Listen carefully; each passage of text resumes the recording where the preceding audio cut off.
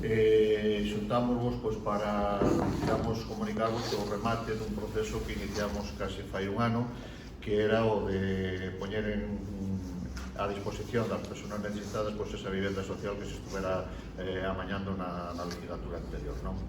Un dos obxectivos que nos marcamos como equipo de goberno desde o principio foi o de proporcionarlle vivenda a aquelas persoas que de alguma maneira no Concello tuvesen a dificultade para acceder ao mercado libre.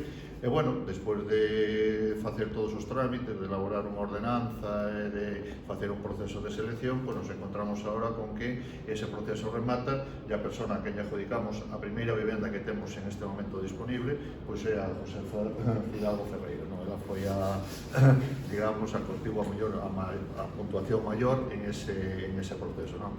Estamos moi contentos porque, lógicamente, é un obxectivo que empezamos a cumplir, que cumplimos, non? Poñendo esta vivenda a disposición, esperemos que no futuro se podan poñer moitos máis, porque en este proceso detectamos que, efectivamente, hai hasta 6 persoas, 6 familias que solicitaron o acceso a esa vivenda, non? Por lo tanto, nos queda un camiño largo por recorrer para tratar de darlle solución a esas 5 solicitudes que nos quedaron en lista de espera. Nada máis, sencillamente, eso,